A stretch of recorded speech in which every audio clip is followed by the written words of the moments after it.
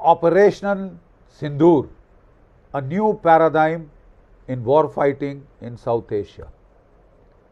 It is time now to reflect upon some of the lessons learnt in Operational Sindoor. It has been a paradigm changing operation, and the nature of that paradigm shift is revolutionary. It is eye opening. Let me explain. It is for the first time that two nuclear armed states, India and Pakistan, have fought an intense conventional battle, short, sharp, only 4 days, but very destructive, very intense. It was thought impossible that two nuclear armed nations could have fought like this at this level of intensity, conventional operations. Because as far as Pakistan was concerned, its nuclear, parity had given it complete free pass, complete carte blanche to carry out sub-conventional operations, asymmetric war, hybrid war against India in Kashmir, Punjab, via Bangladesh, whatever. Why? Because it felt that India dare not escalate to the conventional military level because of the nuclear threat, of the nuclear overhang, the nuclear threshold being crossed. And Pakistan had put the nuclear threshold in South Asia at ridiculously low levels. This is the balloon that has been punctured in South Asia. Please try and understand. Let me explain. India and Pakistan, two nuclear powers. India with a modest nuclear arsenal. The caveat is modest nuclear arsenal. This may not apply to the Russian and the American nuclear arsenal, which are huge. But countries with modest nuclear arsenal, to include India, to include France, UK, to include Israel, North Korea, these are modest nuclear arsenal countries. And it is to this group that we are addressing. Iran hopes to become a nuclear power. So if it becomes, then it will be in this group of modest nuclear powers, middle tier nuclear powers with small arsenals. So India had three means of delivery. It has a full triad. It has fighter bombers, it has ballistic missiles, it has nuclear submarines. Pakistan has only two delivery vectors. It does not have a triad. It can either use ballistic missiles, most of them given by China, some copied from Korea, or it can use fighter bombers, F-16s, JF-17s, Mirage 3/5, modified for nuclear toss bombing. Only two vectors. What is the problem with the Pakistani nuclear arsenal? It is kept demated. The nuclear warheads were stored separately, are still stored separately in the tunnels, underground tunnels at the Kirana and Chagai hills. The delivery means are where? The aircraft on the air bases and the missiles in the missile firing sites. There are 5 fire missile bases in Pakistan, starting from Gujranwala in the north to Pano Aqil in the south. 5 major bases, missile firing bases. There are 4 major air bases from which fighter bombers modified for nuclear bombing can take off. And these are Sargodha, Jacobabad, Rafiki, Masroor. So 4 air bases from which Pakistani fighter bombers can take off. That is where the F-16s, the Mirages are based, right? What is Pakistan's problem? In war, if it decides to go nuclear, it has to get these warheads, mate the warheads with the missile, get the warheads to the air bases, right? And if you hit the storage site entrance, you block the movement of these warheads either to the missiles or to the air bases from where the fighter bombers can take off. This is what India did. And this is called the third nuclear age. Let me elaborate and let me quote. In the third nuclear age, the efficiency of nuclear systems is in question against a modern high-tech air defense environment. This is the major change. Air defenses have become so lethal, so accurate, so destructive, that the chances of missiles or fighter bombers getting through to nuclear bomb the other country, which has a good air defense, are becoming next to zero. Modest nuclear arsenal. Caveat must be underlined. If you have thousands and thousands, well, some will get through. But like Iran, if you have a limited number, Israel was able to intercept 97% of the missiles and drones that Iran fired in the first round, and then in the second round, and then in the third round. They had also learned some lessons, so they increased the percentage of missiles that were getting through. But 97%, 90% were getting shot down. Now take a look at what India has achieved. There are two aspects to our great military success. One is offensive, the second is defensive. Let us talk of the defensive first. India has created an Iron Dome which almost is the equal of the Israeli Iron Dome.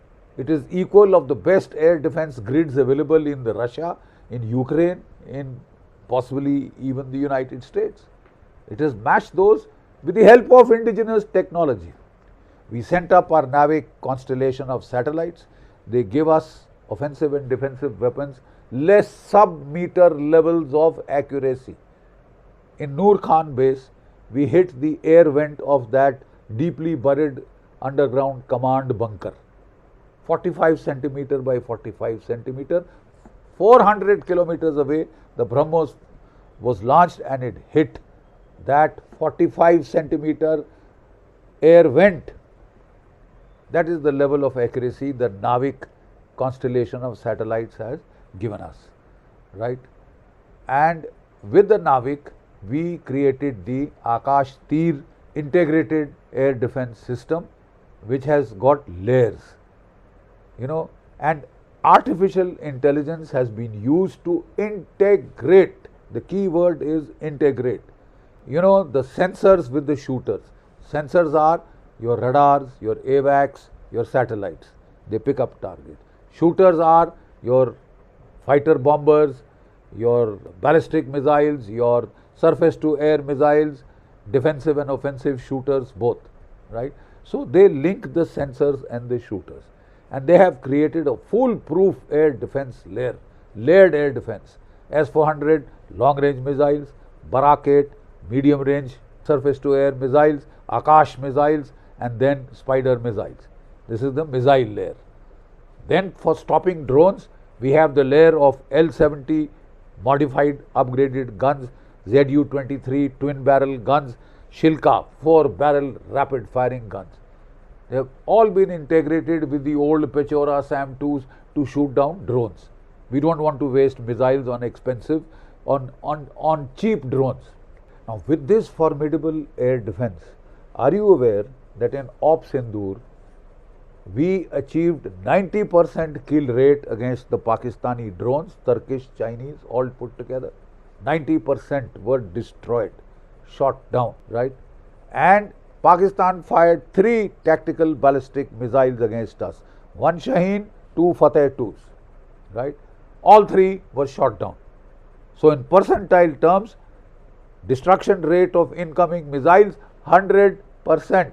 When Pakistan fired the missiles, we intercepted 100%. That means if they were conventional tipped.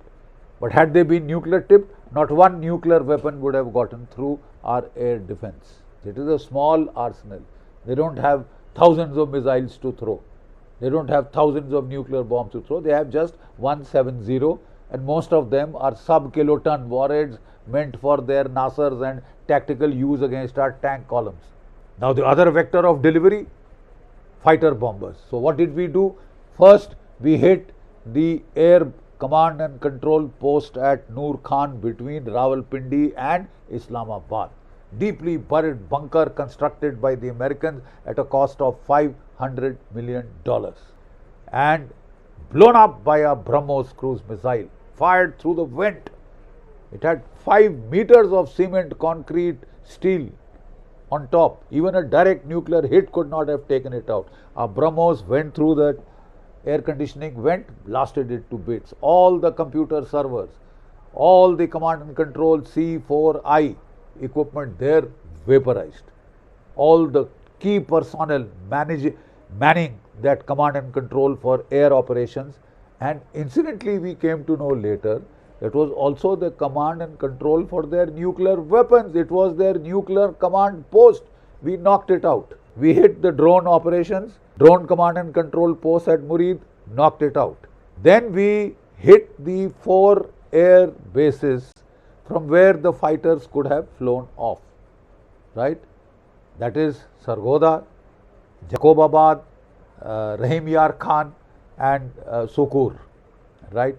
These are the 4 air bases that we hit from where these fighter bombers modified for nuclear toss bombing could have taken off. We cratered their runway.